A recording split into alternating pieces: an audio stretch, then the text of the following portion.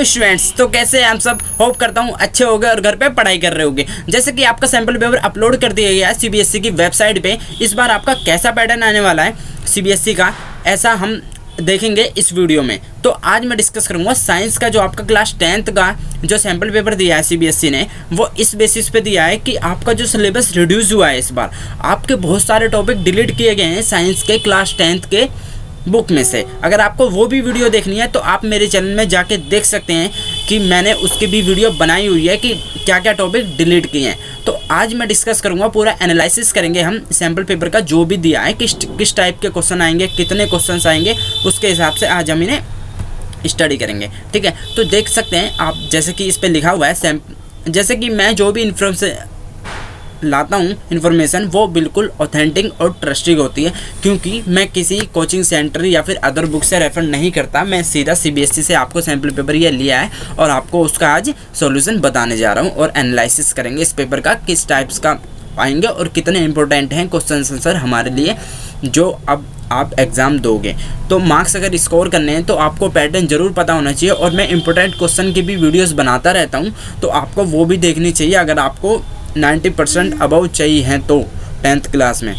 ठीक है, सबसे पहले हम स्टार्ट करेंगे। इसमें लिखा है sample question paper 2022-2021 class 10th और साइंस का आपका ये क्वेश्चन पेपर है। ठीक है, तो हम इसमें देख लेते हैं थोड़ा जूम करके कि इसमें फर्स्ट जो दिया हुआ है इसमें क्या है।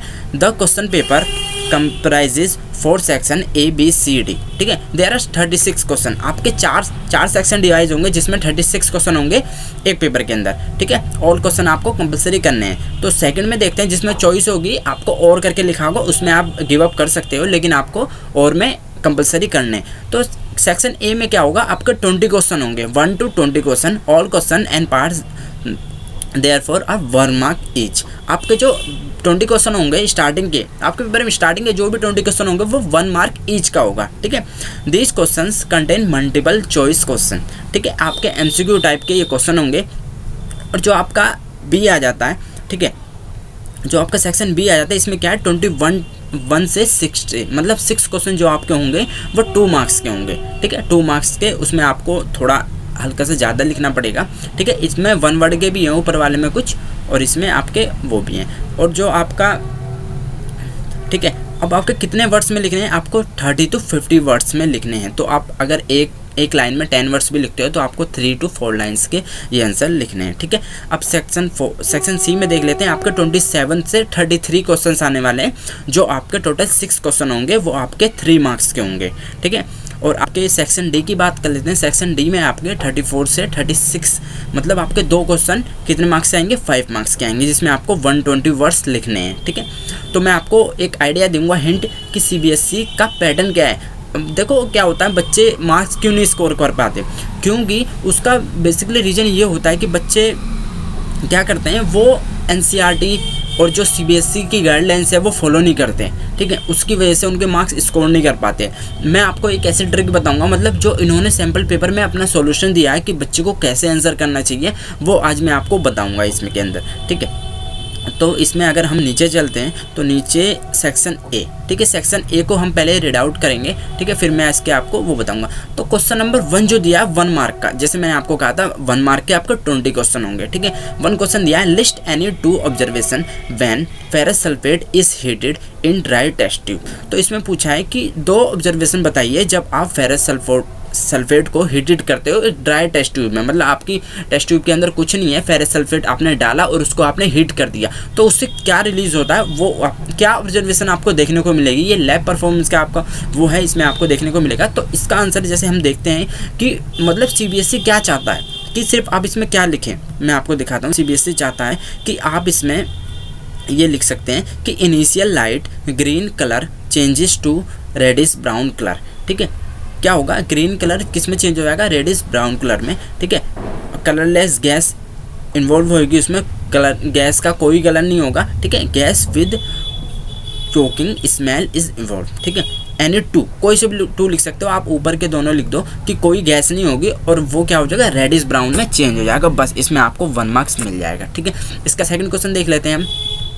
सेकंड क्वेश्चन में आपका इसमें दिया हुआ है, इसका ही और पार्ट जो है, identify the products formed when 1 ml of dilute hydrochloric acid is added to 1 gram of sodium metal के अंदर। ठीक है, तो इसका आंसर आपको कैसे लिखना है, सीबीएसई क्या चाहता है कि इसका आंसर आप दोगे sodium chloride and hydrogen gas, सिर्फ इतना। ये नहीं कि आपने पूरी थ्योरी आगे लिख दी फिर एंड में इसे करने से ही होगा, कोई नहीं, आप सिंपल 1 मार्क का क्वेश्चन है, आप 2 लाइन लिखिए, सोडियम क्लोराइड और हाइड्रोजन गैस। ठीक है, और ऐसे ही हम थर्ड देख लेते हैं। तो ऐसे ही ये 1 मार्क्स के क्वेश्चन है। ठीक है, मैं इसको थोड़ा सा वो लेके चल रहा हूँ, एक बार मैं आपको सारे दिखा देता हूँ कि इसमें आपको क्या करना है। ठीक है, सेकंड क्वेश्चन आपका है, write the chemical name and chemical formula of the salt use to remove permanent hardness of water.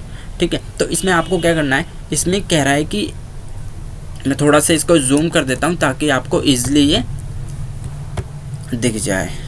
ठीक है, ये तो थर्ड क्वेश्चन में क्या है कि वो क्या, सेकंड क्वेश्चन में उसने कहा है कि इसका आपको नेम बताना है कि इसका क्या नेम होगा। Write the chemical name and chemical formula of the salt use to remove permanent hardness of water. जो वाटर की हार्डनेस को रिमूव करने में यूज़ होता है सॉल्ट, उसका केमिकल नेम क्या है। तो सोडियम कार्बोनेट, ठीक है, डिहाइड्रेट Na2CO3 10H2O। तो ये आपको सिर्फ सिंपल लिखना है, ये होता है, ऐसा कुछ नहीं कि और थ्योरी आपको लिखनी है। तो जैसे ये 1 मार्क का एग्जांपल हो गया, मैं अभी हम चलते हैं मतलब 2 मार्क्स जिसमें हमें अचीव करने हैं। ठीक है, 1 मार्क के तो चलो ठीक है, सिंपल सा लिख दिया, और अब हम आ जाते हैं 2 मार्क्स पे। 2 मार्क्स के ये रहा आपका सेक्शन बी। ठीक है, तो सेक्शन बी के इसमें देखते हैं क्वेश्चन में क्या पूछा हुआ है। यहाँ पे सेक्शन बी पे आ जाते हैं हम।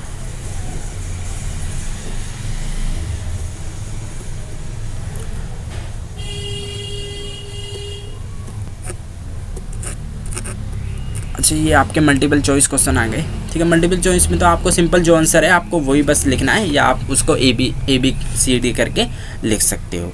ठीक है, तो सेक्शन 20 का 20 क्वेश्चन हो गए, A19 ये रहा 20, यहाँ से आपका सेक्शन 20 स्टार्ट।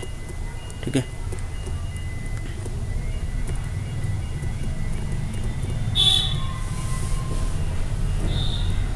ये रहा आपका सेक्शन बी 21 से। ठीक है, तो फर्स्ट क्वेश्चन में क्या पूछा गया है आपको थोड़ा वैसे समझा देता हूँ। तो इसमें पूछा गया है, bile juice does not have any digestive enzyme but still play a significant role in the process of digestion, justify the statement. इसमें कहा गया है कि बाइल जूस जो होता है उसका does not have digestive enzyme, वो उसके पास कोई डाइजेस्टिव एंजाइम नहीं होता, but still play a significant role in the process of digestion, पर उसका एक बहुत बड़ा रोल है डाइजेशन करने में। तो इसका आंसर अब 2 मार्क्स का दिया, अब आप कितना लिखोगे ये CBSE के वो करता है। तो अभी हम देख लेते हैं इसको कि इसमें आप क्या लिखोगे। इसमें ये लिखा है, देखो, bile juice makes the acidic food coming from the stomach alkaline for the action of pancreatic enzyme. Bile salt break the large globules of fat in the intestine to smaller globules, increasing the efficiency of enzyme action. This is similar to emulsifying action of soap on dirt. ठीक है, तो आपको इसमें इतना लिखना है। अब देखो कितनी लाइन लिखी, 1 2 3 4। अब आप पेपर में भी जब जाओगे तो आपको एटलीस्ट 4 लाइन्स तो आपको भरनी है, क्योंकि वर्ड लिमिट क्या आती है आपकी 40 तक तो होनी चाहिए एटलीस्ट वर्ड लिमिट आपकी 2 मार्क्स के क्वेश्चन में। ठीक है, 30 to 40 तक आप लिख सकते हो, मतलब आप 4 लाइन्स उसमें लिख सकते हो, तो आपको 2 मार्क्स पूरे मिल जाएंगे। लेकिन इसमें यह है कि इनके जो वर्ड्स हैं, इनके जो मतलब जिस हिसाब से आंसर शीट होगी ये चेक करेंगे जिसमें मार्किंग होगी, तो इसके हिसाब से कुछ वर्ड्स मतलब जो कंपलसरी होने ही चाहिए जो आप लिखोगे उसमें, अदर आप कुछ भी लिख दो। जैसे कि इसमें क्या है कि bile juice make acidic food, ठीक है, ये वर्ड होना चाहिए एसिडिक फूड। ठीक है, stomach alkaline for the action of pancreatic enzyme. ठीक है, फिर आगे क्या है, bile juice break the large globules. ठीक है, अब ऐसे ये 2 मार्क्स का एक एग्जांपल था। अभी मैं आपको सिर्फ एग्जांपल बता रहा हूँ और फिर मैं आपको डीपली एक स्टडीज़ करवाऊँगा हर चीज़ की। ठीक है, साइंस के एवरी टॉपिक्स की बोर्ड के एग्ज़ाम आ रहे हैं, क्योंकि अब इतना 6 मंथ्स में हम कितना कर सकते हैं। 6 मंथ्स में हमें करना पड़ेगा कि हम अबव स्कोर कर सकें तो वो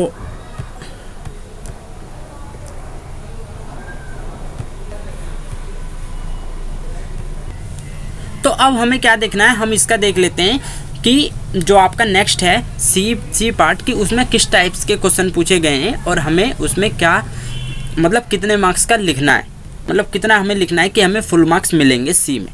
ठीक है, तो सी हमारा आ जाता है थोड़ा सा नीचे जाए 26 के बाद आपका 27 से सी सेक्शन स्टार्ट हो जाएगा। ये 3 मार्क्स का क्वेश्चन है। इसमें हम देख लेते हैं हमें कितना लिखना है। जैसे कि फर्स्ट में दिया हुआ है after self pollination in pea plants with rounds yellow seeds flowing types of seeds were obtained by Mendel.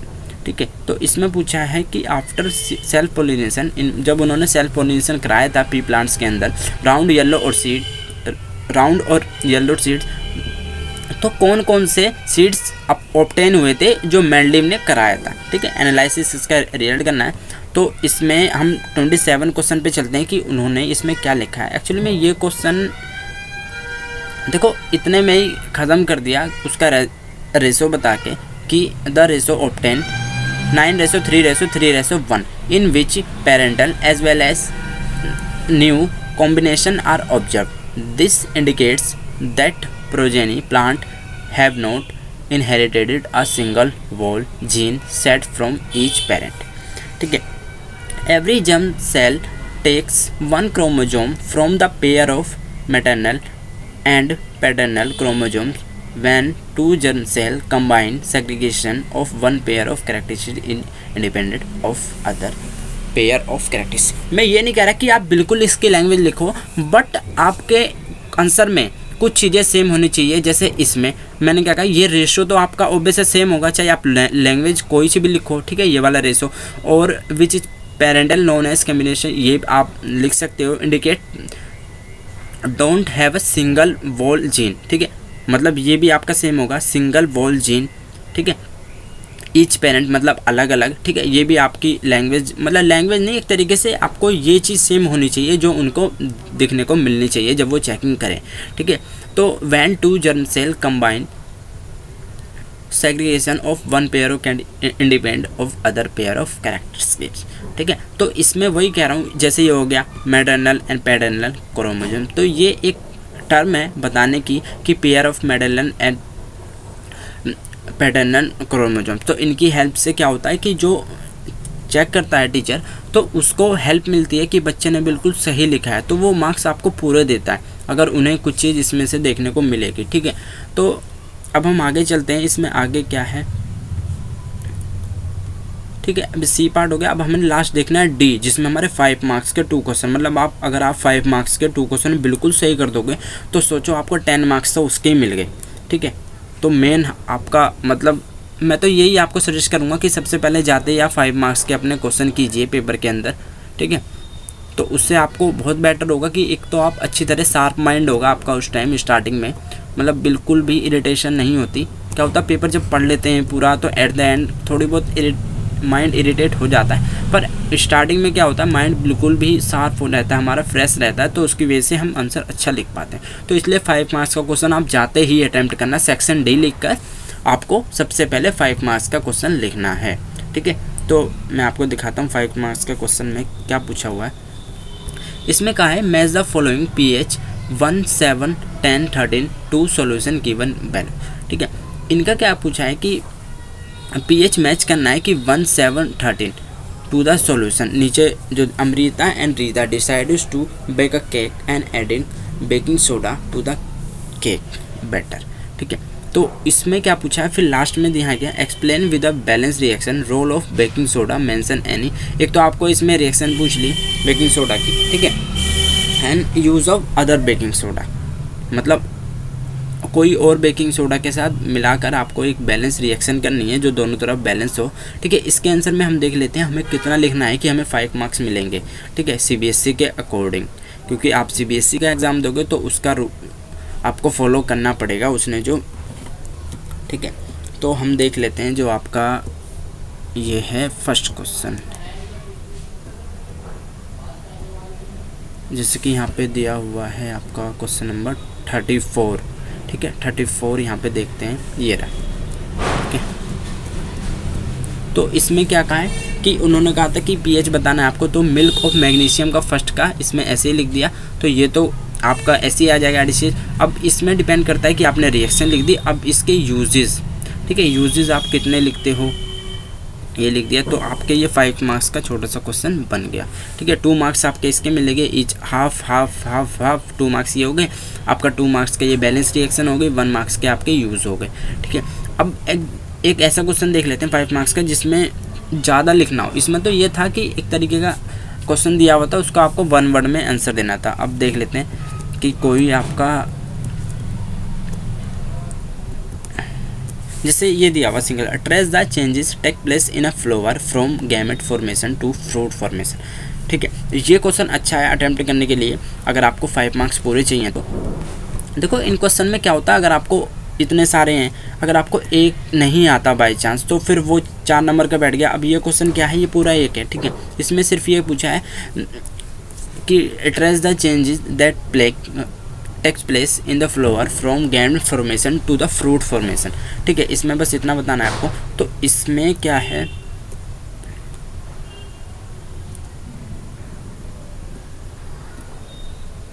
ये रहा, देखो आपको इसमें कुछ नहीं करना, सिर्फ एक डायग्राम बनाना है। डायग्राम का आपको क्वेश्चन नंबर 35 आपका ये रहा, क्वेश्चन नंबर 35। ठीक है, आपको डायग्राम बनाना है। डायग्राम के ये आपको 2 मार्क्स मिल सकते हैं। ठीक है, ये देखो यहाँ पे पूरे 5 दिए हुए हैं, पर डायग्राम्स के आपको इसमें 2 मार्क्स होंगे। ठीक है, आप पहले डायग्राम बनाइए, 2 मार्क्स आपके उसके हो गए, फिर आप इसके बारे में लिख देंगे यहाँ पे, स्टेमन is the male reproductive part. अभी मैं इसमें आपको कुछ एक पढ़ा नहीं रहा, अभी जस्ट इसमें हम स्ट्रेटजी शेयर कर रहे हैं कि आप कैसे मार्क्स गॉट कर सकते हो। वैसे मैं क्लासेस देता हूँ, आप मेरे चैनल को चेकआउट कर सकते हैं कि 6 मंथ्स बाकी हैं आपके अब, और हम शेयर करेंगे कि हमें कैसे कैसे टॉपिक्स को लेके चलना है कि अच्छी तरीके से मार्क्स गेट कर सकें एग्ज़ाम्स के अंदर। ठीक है, तो होप करता हूँ आपको थोड़ा बहुत सीखने को मिला होगा। अगर नहीं भी सीखने को मिला तो आप मुझे कमेंट कीजिए कि ये प्रॉब्लम है, मैं उसका सॉल्यूशन लेके आऊँगा। ठीक है, और चैनल को ज़रूर सब्सक्राइब कर लेना यहाँ पे जाके। ठीक है, और बेल आइकन पे भी आपको क्लिक करना है, जिससे मैं जो भी वीडियो डालूँ आपको पता चले, ऑल पे क्लिक करके। ठीक है, और वीडियो पे कमेंट देना है, लाइक देना है। मिलते हैं नेक्स्ट वीडियो में, till then bye, be safe, stay healthy.